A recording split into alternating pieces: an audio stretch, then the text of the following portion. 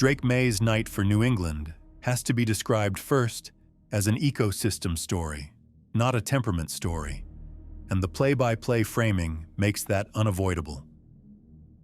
New England was sitting on 73 total yards to Seattle's 254, had 4 first downs to Seattle's 14, held the ball for 17 minutes and 1 second to Seattle's 24 minutes and 21 seconds, went 2 for 10 on 3rd down, and never even generated a red zone possession, 0 trips, with the loss explicitly framed as a yardage and down conversion annihilation, not a turnover-driven defeat. Both teams listed at 0 turnovers in that snapshot.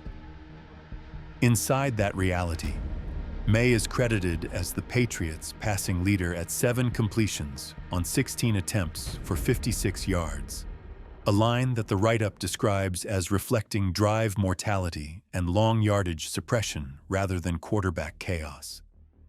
His grading context matches that tone, with a Pro Football Focus passing grade of 49.1 and an overall offensive grade of 53.5 in the passing grades section, and a separate note earlier that his overall offense grade was 49.7 with a 44.7 passing component, reinforcing that the performance is being evaluated as structurally compressed rather than emotionally erratic. At the same time, the quarterback comparison layer you provided is explicitly warning how easy it is to get fooled by box score volume.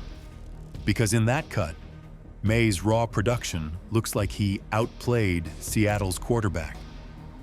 27 completions on 43 attempts for 295 yards with 2 touchdowns and 2 interceptions, a 79.1 passer rating and 6.9 yards per attempt, versus Sam Darnold's 19 completions on 38 attempts for 202 yards with 1 touchdown and 0 interceptions, a 74.7 passer rating and 5.3 yards per attempt.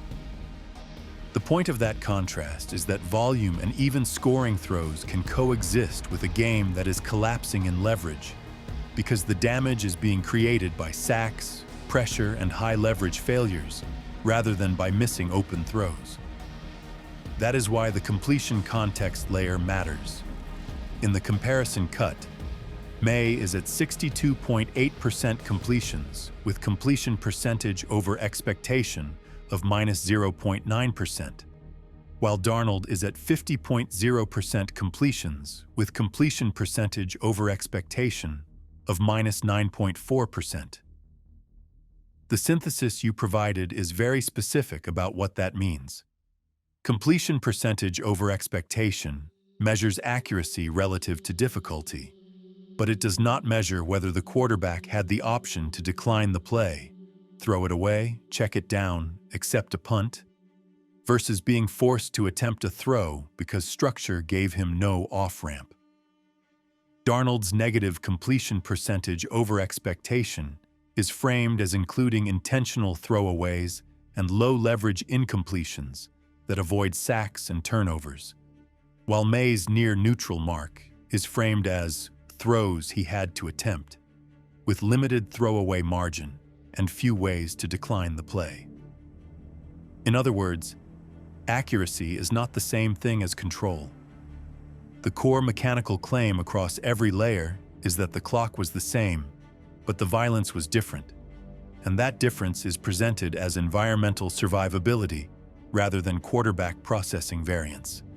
In the pressure profile table you supplied, both quarterbacks sit at an identical 2.83 seconds of time to throw, yet Maye is shown with 53 dropbacks, 28 quarterback pressures, pressure on 52.8% of dropbacks, and 6 sacks, while Darnold is shown with 41 dropbacks, 17 pressures, pressure on 41.5% of dropbacks, and 1 sack.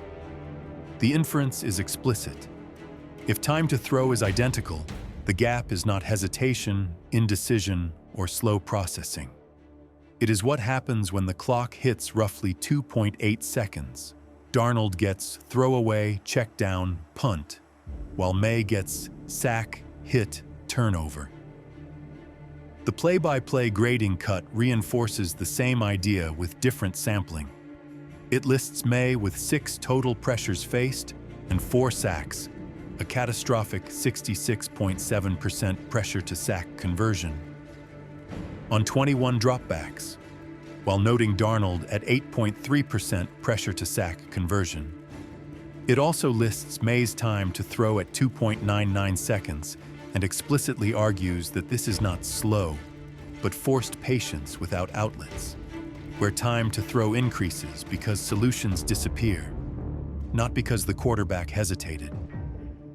In that same grading cut, Maye's average depth of target is 9.7 yards, with 0 big-time throws and 0 turnover-worthy plays, which is an important qualifier. The model is not describing a reckless quarterback chasing hero throws. It is describing a quarterback whose structure removed safe answers and converted ordinary pressure into sacks.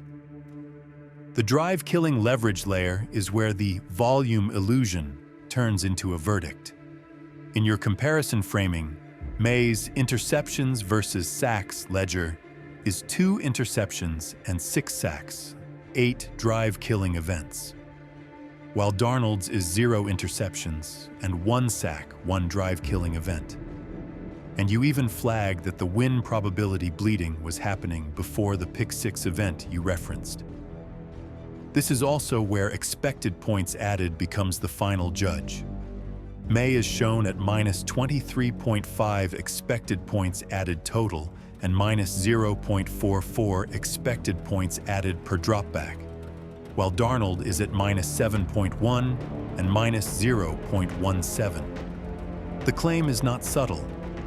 Despite better completion rate, more yards, and more touchdowns in the surface box score cut, Maye cost nearly 3 times the negative value per dropback because sacks compound, pressure compounds, and late throws compound, and expected points added is measuring win probability damage rather than raw yardage.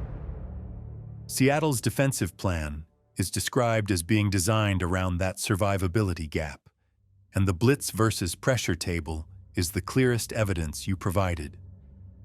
Darnold is shown facing a blitz on 56.1% of dropbacks with a 41.5% pressure rate, while Maye is shown facing a blitz on only 13.2% of dropbacks, yet still seeing a 52.8% pressure rate.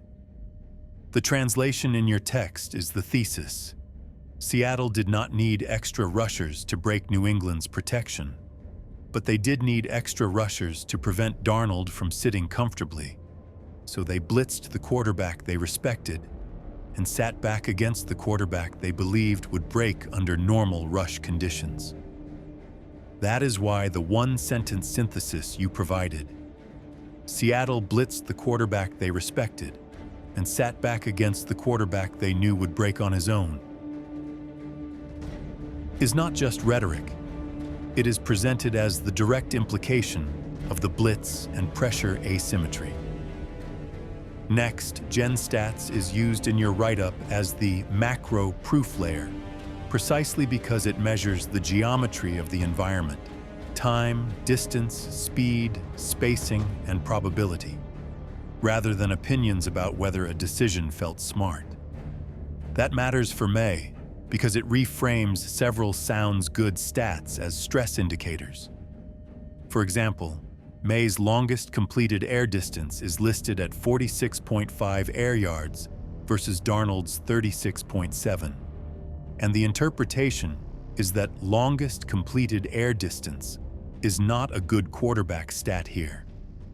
It is a marker of vertical access under necessity.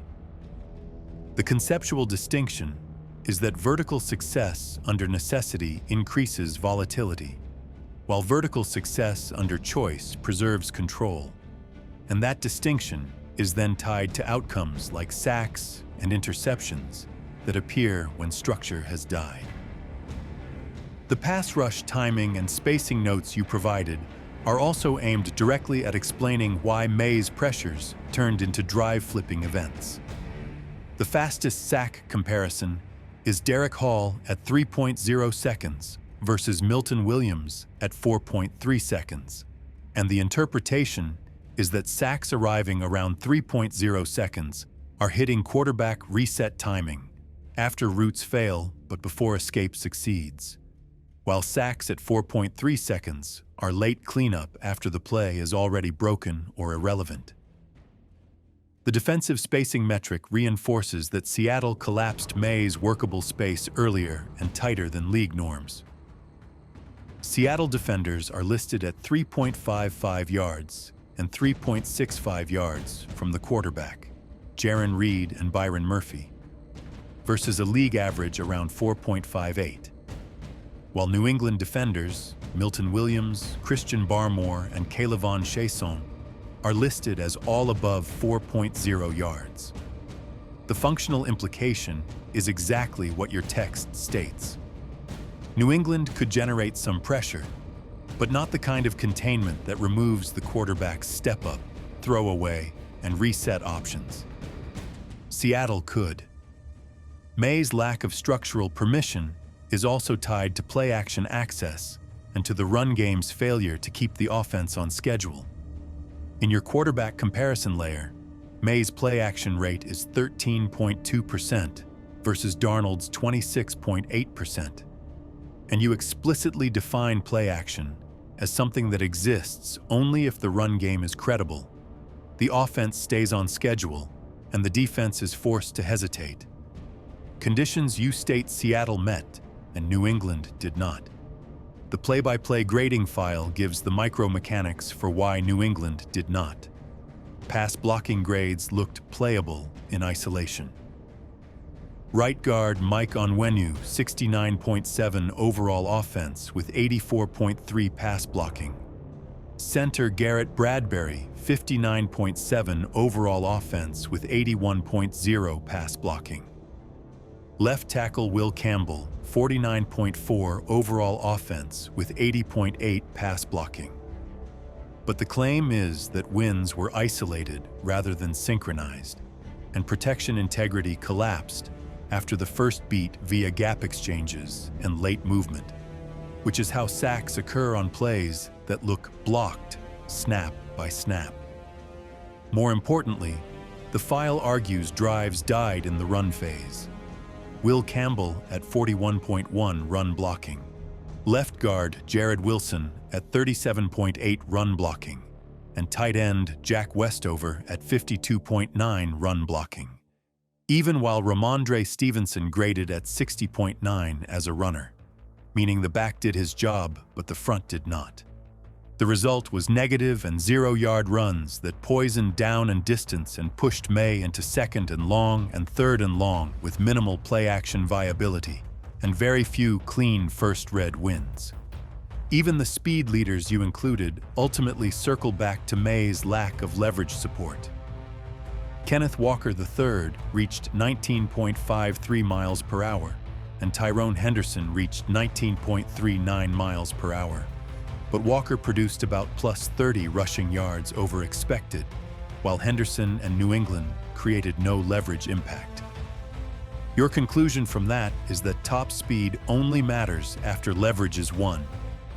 Seattle's back hit that speed after the defense lost its angles, while New England's speed showed up inside congestion. The quarterback-facing consequence is that Seattle's run game created schedule and hesitation, fueling play action and early answers, while New England's run game did not, leaving Maye throwing into static, aggressive shells. Finally, the separation layer is presented as the quiet reason Maye's pressures became sacks and turnovers. Your next-gen stats separation leaders list Mac Hollins at 1.57 yards of separation, Demario Douglas at 4.98, and Hunter Henry at 3.3, with league average around 2.99, and you explicitly say only Douglas consistently separated. You pair that with Seattle's receivers living at or above league average separation. Cooper Kupp, 2.94, A.J. Barner, 5.27, Jackson Smith and Jigba, 2.64. which creates early answers and makes incompletions a choice rather than a forced failure. The play-by-play file mirrors this with player-by-player utility. Douglas is the only functional piece. 4 targets, 2 catches, 17 yards, 6.0 yards after catch per reception, 1.31 yards per route run, with strong offensive and receiving grades, while the rest of the group is described as replacement level or worse. Stephon Diggs at 1 target, 1 catch, 5 yards, and 0.33 yards per route run. Kayshon Boutte's lone 21-yard gain, coming via max protection with no follow-up stress. Hollins with 1 catch on 3 targets, and Hunter Henry with 0 catches and a 37.5 receiving grade, plus minimal yards after catch and inconsistent contested wins. Boot 1 for 2 contested, Hollins 0 contested wins. The synthesis you provided is blunt and quarterback relevant. Separation is not about highlight catches. It is about preventing sacks and interceptions before they exist, because it creates the fast, low-risk answers that let a quarterback survive the 2.8-second cliff. Putting it all together, Drake Maye is portrayed across these layers as a quarterback operating on a normal release clock, 2.83 to 2.99 seconds depending on the cut, and producing stretches of superficially respectable output in some box score views, 295 yards and 2 touchdowns in 1 cut.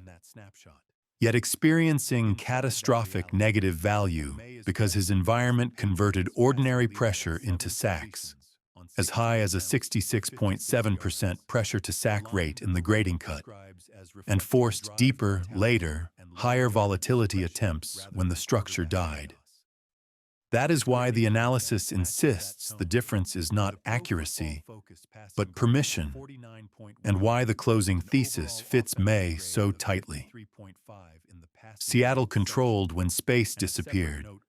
Earlier leverage, earlier separation, earlier pressure, and when the clock hit roughly 2.8 seconds, Maye did not have the structural off-ramps, throwaway, check down, punt, that keep an offense alive. He more often got the outcomes, sack, hit, turnover, that compound into expected points added collapse and make the game feel over long before the clock says it is.